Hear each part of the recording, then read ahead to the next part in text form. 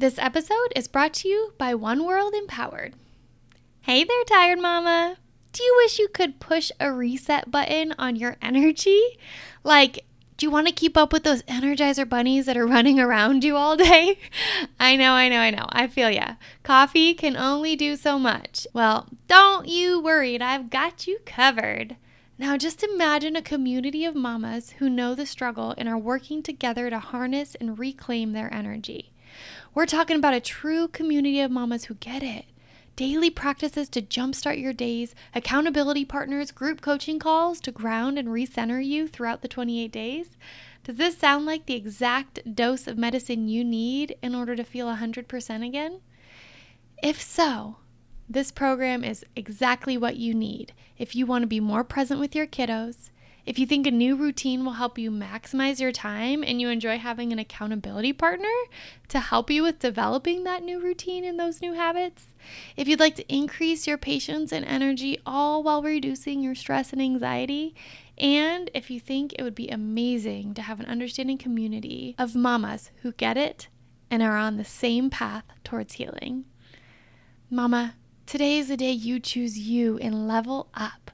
Come join our 28-day energetic reset for moms by visiting www.oneworldempowered.com/workwithme and click the Learn More option next to the Energetic Reset program, or just scroll down and click the link in my show notes below. I can't wait to meet you and witness you step into your full potential. See you there, Mama.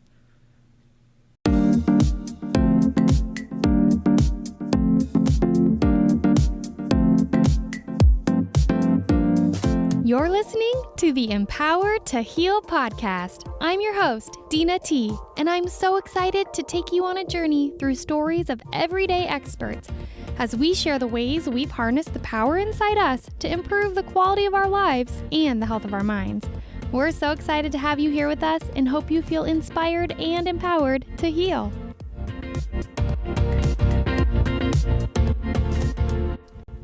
Hello, you beautiful souls. I am excited to connect with you today and really unpack some of what Robin shared in her interview. I've been sitting here actually with a cold for the past 4 days. My son was pretty congested, and anything he gets, I get as well. And we have just been really resting and recuperating. So my voice is a little bit raspier today than usual, and I may cough or clear my throat. Please just shed some grace on me as we talk through really unpacking what Robin shared about loving yourself. And after sitting for the past 4 days, just thinking and contemplating that interview, I truly am just so in awe and inspired by Robin Giordano's strength in overcoming a fear and worry that she had about her self-image, defining her worth, and really dictating how she was going to experience life, and how she battled with that in a way that was just so real and raw that I think many of us can relate to. And I want to honor that for a minute, and I do want to reflect and relate on it in my own way, because I think the more that we talk about these things that we may have had a history of being self-conscious of or at odds with within ourselves, the more we air that out, the more human we make it. And if we can humanize it and we can show that every single person in the world has these things, maybe that can decrease the power that these things have over us, and our perspective of the value that these things have in our lives that we are at odds with or that we dislike. And so I'm really excited to come chat with you a little bit more today about some of my own areas of things I'm self-conscious about, and unpack my journey with coming to terms with them and befriending the things that I once desired or attempted to change about myself. So, sorry, just getting a drink of water here. So Robin reflected on how she was going through hair loss and balding as a child, in her formative years of her identity, developing her identity, and stepping into kind of that stage of your life where you're trying to figure out who you are, where you fit in, where you belong. And you oftentimes, this is where I feel like the ego can be the strongest, really, but we oftentimes at that age of our life start turning inward in a way that dissects who we are and what we don't like about ourselves and what we're not proud of. And excuse me, I wanted to share with you guys a little bit about two things in my life that I've kind of gone through that same battle with. And I have been so honored to witness Robin's healing journey throughout many years as she first hid this part of her from me, even when we were roommates years ago, to her now being so empowered to rock her hair shaved or with headdresses on or wigs and changing up the style of the wig each day. And to see that level of growth and beauty and to shout it on the mountaintops in such a way really helps put into perspective how much internal work she has done to come to terms with loving herself. And so it made me reflect on two things in my life, and I'm probably going to laugh a lot while I share these because it's just silly to reflect on. But I have two areas of my life or of my body that I've always wanted to change, and I have tried to change. And one is my toes, and the other is my flat chest. And I apologize if there are people on here who are modest and don't want to hear the real talk, but I'm just going to be real today because we should always be real. And I don't think any conversation is off the table when we're talking about humans and learning to love ourselves in our healing journey. And so I remember, I was born with my second and my third toes on either foot were slightly webbed, and so like a little bit like halfway to the top of the toe they're webbed. So you can kind of think of Ashton Kutcher. He's embraced this quality of his feet for years, and he talks about it and has showed it to media and to the world. But I was always so embarrassed by this. And this is a trait that comes from my mom's side of the family and has been passed down. And it's not something that should be a defining trait by any means. But to me, it was like this huge embarrassing thing that I have and that I'd hide about myself. And I was thinking about this, and there was like this pivotal change in my life where I became self-conscious about this. And I remember my childhood, and who could care less, right? Like, no, like nothing mattered to me as a kid of like reflecting on myself or being embarrassed. I mean, kids kind of are just tumbling through life in a beautiful mess, and they embrace every ounce of it. And then when you hit like the stage of adolescence, which I really look at it as like the middle school age. So like you're in like 6th, 7th, 8th grade. For me, not so much 6th. I was still like more carefree and did a lot of things that I would reflect back on and think could be embarrassing, but loved in 6th grade. But 7th and 8th grade for me really were pivotal moments where I became embarrassed about myself and so many things. And as I was reflecting back, like, when did this start? I remembered so vividly this moment of not caring. And I was young. I was some age in elementary school, and I was at a sleepover at a neighborhood kid's house, and we were comparing our toes. And I said how much I loved my feet and my toes because they went up at a perfect angle from the pinky toe up to the big toe. And I thought it was just so cute that they did that. And I had known people who had feet where like other toes were maybe longer. And I liked that mine were like this perfect angle from the pinky toe up.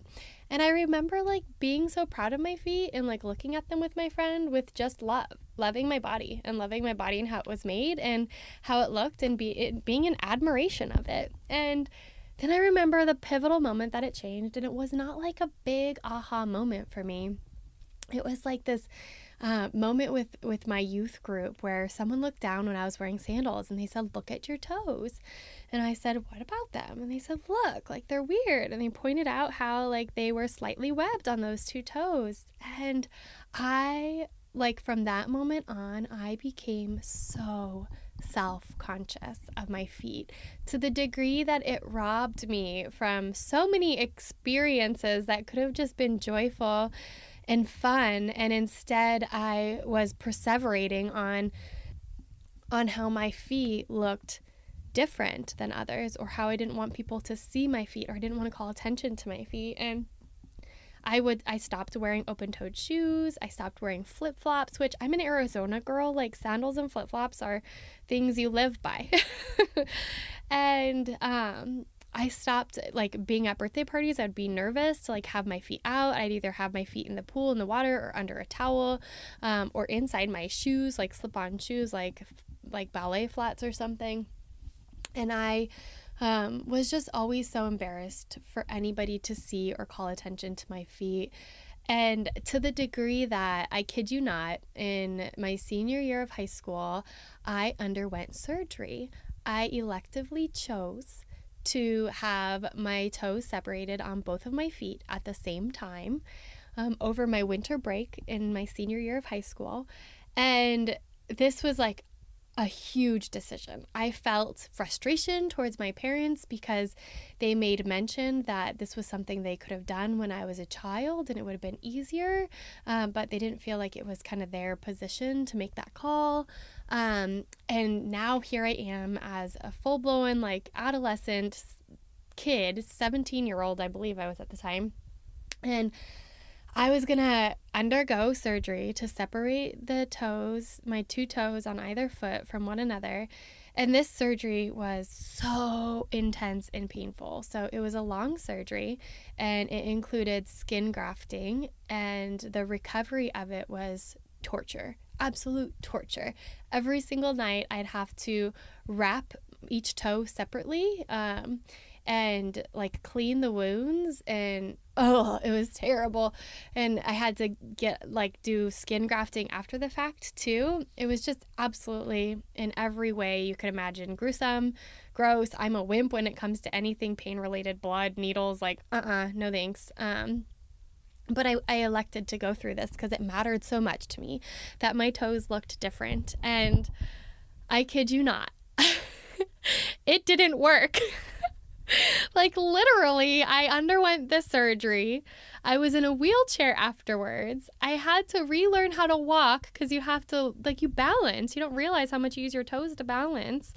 But I had to balance, and I went from a wheelchair to walking with a walker, to graduating to holding on to a cane or a crutch, and just getting my feet beneath me and walking again until I could run and go through everyday life again. And the end result of all of this, and God bless my parents because they funded this, the end result of all of this, which I thought would be me loving my feet and being proud and not self-conscious anymore, the end result was it didn't work. It did not work. My toes healed the way that they were, a little bit less webbed than they were before, but they healed back that way with now scar tissue. And I realized after that surgery, dang it. There are some things, no matter how hard you try, no matter what efforts you go through, there are some things about us that we cannot change. And are we meant to change them?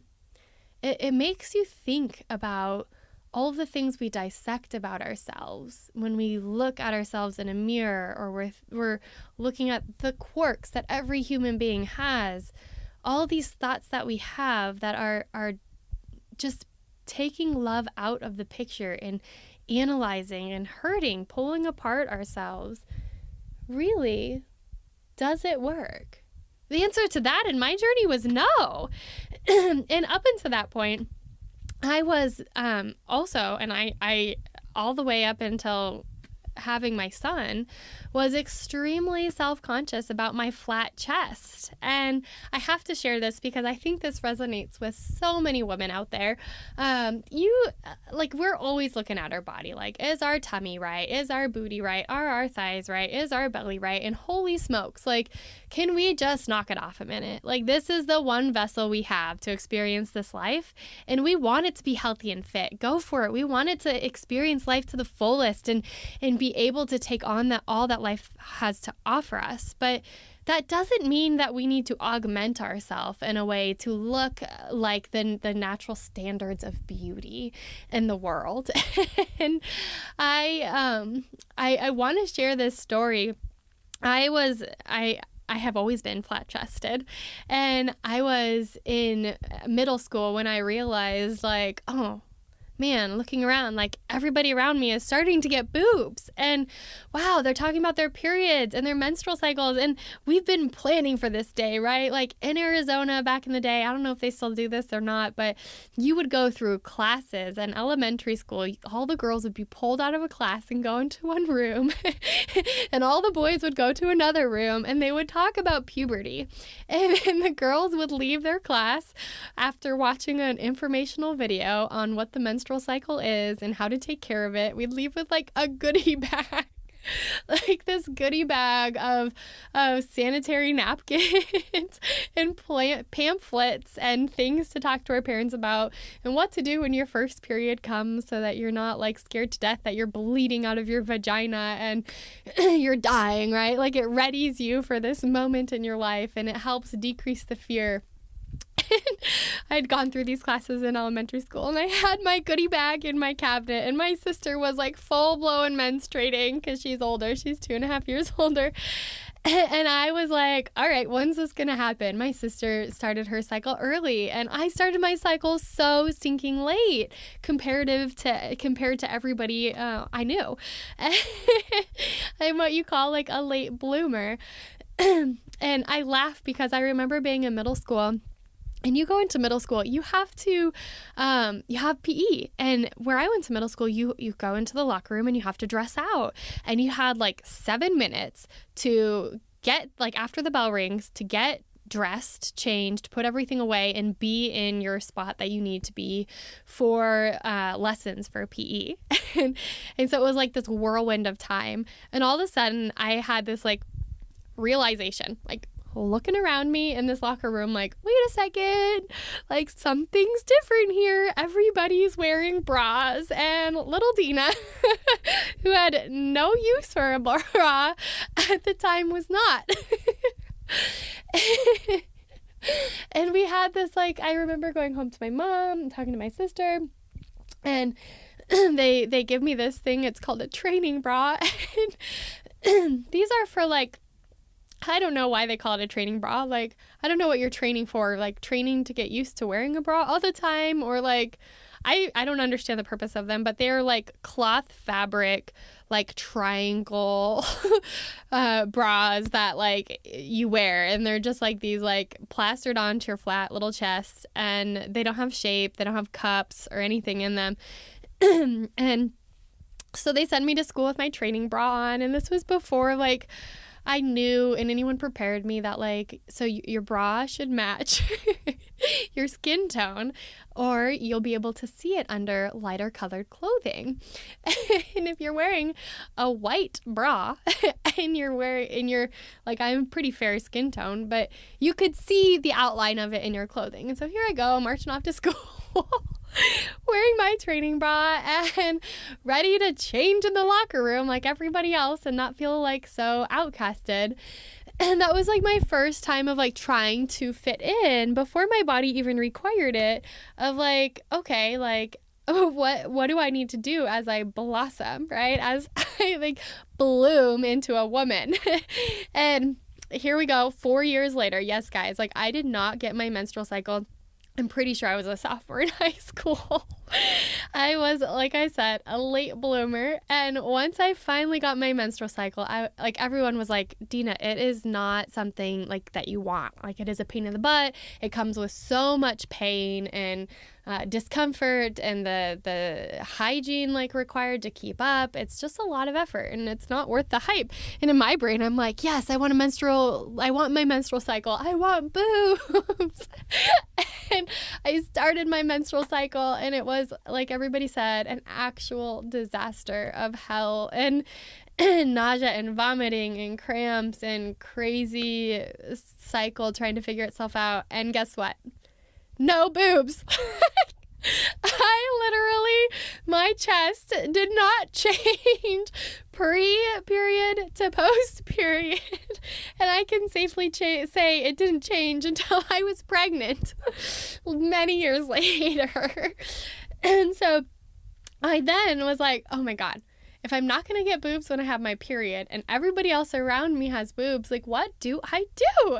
And I was in the world of like, I need to fit in, and I'm self-conscious, and I don't love my body if I don't look like everyone around me. And that's such flawed thinking, but it's normal at that stage of life to compare yourself to those around you. And it's also like you're getting this media coming at you from every way, shape, and form, from magazines to TV to the stores, the advertisements that are plastered on the front of the stores of what is beautiful.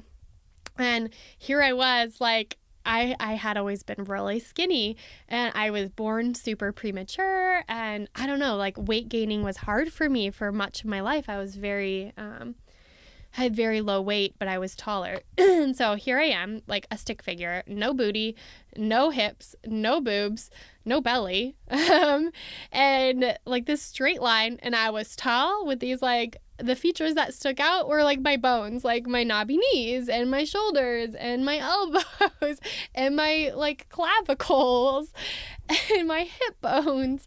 And I was just like this skin and bone, like, person walking around. Like, that's how I view myself, and I viewed myself back then. And I so badly wanted curves. My sister had boobs for days, and she'd always say that she was going to get a boob reduction, and she'd give me some. And then I was sitting over here, I'm like, I can't even fill out an A cup. And I had always said, and I told my mom, like, I want a boob job. And my mom said, you know what? I have always wanted one too. And granted, my mom had boobs compared to, like, even when I was pregnant, my mom had boobs compared to what I had. But sorry for calling you out, Mom, but if you're listening. But it's so funny to me when I reflect back on that time, because I had been self-conscious about the size of my breasts for so long, and it did not hinder my relationships. It did not hinder getting married and falling in love with the man of my dreams and my soulmate. And it didn't hinder any of that. But I always like looked at myself in the mirror as like, oh, like, I don't fill out shirts. I don't fill out bras. My bras gap on me. I'm so small chested. Like, women are supposed to have boobs. And it was something that I was so super self-conscious of. And then I got pregnant. And lo and behold, my third trimester, yes, I had to wait for the third trimester, but I finally had some boobs that could fill out my bras. Same bras that I wore previously, but I finally filled them out. And I was so elated. And along with the boobs came stretch marks. And along with the pregnant belly came stretch marks. And it was like this journey of you never get enough, right? Like, there's always something you're chasing about yourself that you don't like, that you want to change. And Lordy, I realize my body is not meant to stretch. I mean, it is meant to. I should change that. It's designed to stretch and grow a beautiful baby inside and birth that baby. But my skin is not super stretchy, and I have so many stretch marks from my pregnancy, and stretch marks that, I mean, was like a basketball on my belly and stretched to the degree that my stretch marks bled. They like cracked open and bled and itched so bad. And it was extremely uncomfortable. And then I got stretch marks on my boobs, and I'm like, dang it, like, I'm finally filling out an A cup and it comes with stretch marks. Like, wait a second. Maybe I'm not supposed to be this way. Like, maybe I'm not supposed to have big boobs. Just like maybe my toes are supposed to be the way they were when I was born. And it took having a child, getting pregnant and having a child to realize that. And there was like this pivotal moment of, we were pregnant with a boy. And when you're pregnant with a boy, at least here in America, you're faced with a decision of, do you want to circumcise your baby? And I'm putting this out in the world, and Emery, forgive me if this is something that exists in the universe when you are older and this matters to you, but Emery is my son's name. But when you have a boy in America, you're faced with a decision of, do you want to circumcise your baby or not? And I remember thinking back on, man, my parents had a decision when I was born to have surgery on my feet, and they chose not to. And I was so mad at them. And then later in life, I had to make that decision. And then it didn't work, and it came with like an outcome that I didn't want, right? And now here I am, pregnant with my baby boy, and I have to make a decision if I want to change his body after he's born, as if he's not perfect the way that he is. And that's a really hard decision to make. I remember turning to my husband and saying, like, sorry, man, you have a penis, you decide. Like, you should be the one that makes this decision, not me. You reflect on what it means in your life, and if that's something that's important for you to have your son circumcised or not. And when I look back on it, I don't think that was fair of me to have my husband make that decision. And ultimately, we came to the decision together. But we decided, no, we're not going to circumcise our son, because he is beautifully, perfectly, and wholly made in God's image.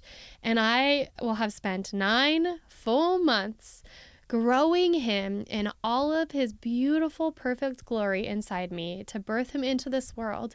And there is not a single thing that I will need to change about him unless it is medically necessary for him, unless he needs that to be changed to survive and live a healthy life. And this is not circumcision is not something that is necessary in today's day and age. And so we didn't do it. And that moment of my life has been so pivotal in understanding that I don't need to change myself. I do not need to constantly combat these pieces of myself that I just don't like, because I am perfectly and wholly made. And when I think about the truth behind that, any one of us would turn to our children and tell them, we love you unconditionally, right? And you are perfect. I built you. I made you. Or I adopted you, and I love every ounce of you. You are perfect and wholly made. And if we could understand that at our core, very being essence of loving ourselves, like, whew, this world would be so different. And I say this with like no shame on people who have decided to change their body, like I have with my feet, right? Like I went down that path, and there's some people that I know that have gotten breast implants and they love it and they're rocking it, and that's a decision that they're super happy with, and good for you, right? For me, it didn't come with a satisfaction, and it didn't come with a sense of like, I now fully love myself. It came with like the next thing I wanted to focus on, right? And then I got boobs when I was pregnant, and the next thing is the stretch marks that came with them, right? It's just taking a minute to sit back and say to yourself, like, wow, like you are a beautiful, powerful body. You have been given life, you have created life, and you are nurturing life, right? And that's freaking amazing, like absolutely, utterly amazing. And I sit here in awe sometimes of like where my brain takes me and where I see other people's brains taking them, of like down this path of self-destruction ultimately. And it poses this question to me of like, at what cost? Like, when will enough be enough? And if we do all these things, what will the cost of that be? And I lost somebody that I cared deeply about. And I actually worked with them as a clinician. And I worked with this absolutely beautiful powerhouse of a woman who had every reason in the world to be upset at her body. Her body was literally falling apart, and it was stopping working in many ways, right? It wasn't working. And she had days where this would get in the way, and she had days where she was fighting to heal medically and physically and trying to strengthen herself. And then she had these golden, glorious moments that I had the opportunity to witness where she found her joy and her sense of worth and love outside of her body. She found it in her children. She found it in the sunsets. She found it in the color green and in the trees around her. She found it in a song that played, even when her vision was so bad that she couldn't make out who was in front of her sometimes. She couldn't read.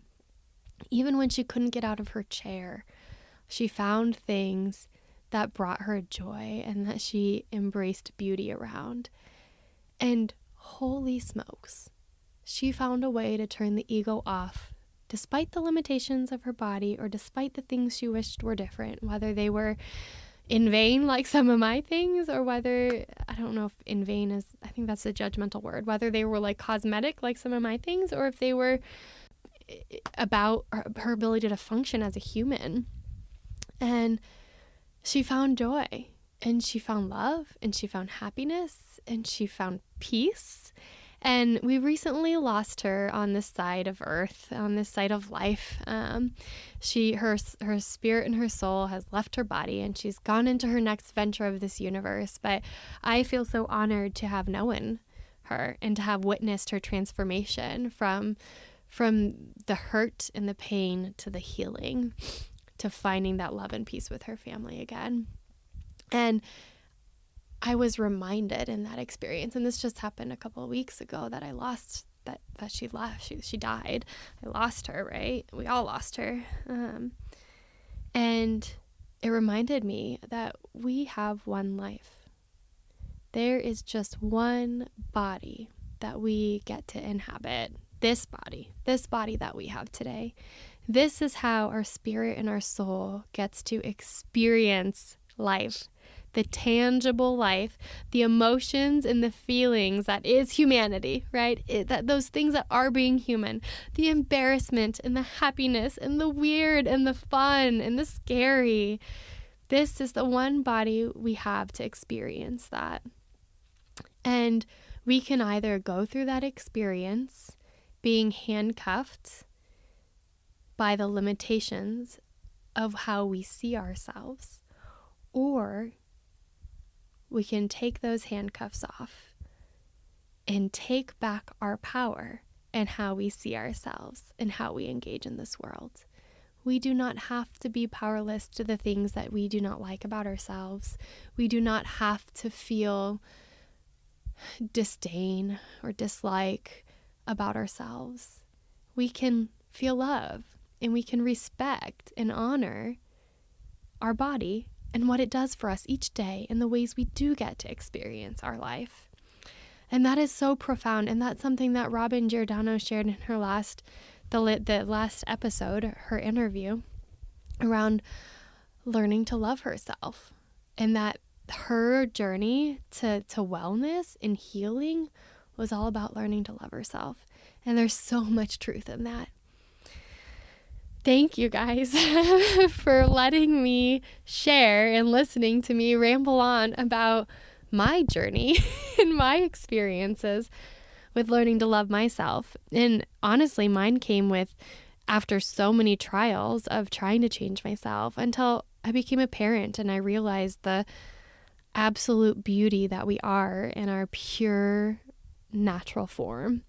And in order to support folks, I want to help anybody who's struggling with learning to love themselves make that step in their journey. I've created some journal prompts for you guys, and they're completely free. I'm going to have a link in my show notes below so that you can grab them. And they're like a downloadable, printable journal prompt on things you can write about, journal about, to reflect on your life and your body and help you find love and peace in the things that you may currently or may have once not liked or wanted to change.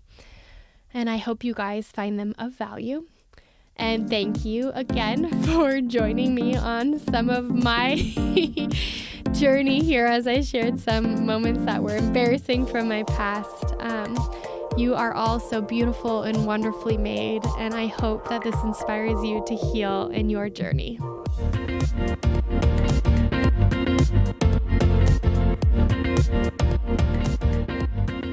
Thank you so much for tuning in today. I hope you are feeling inspired and empowered in your own healing journey.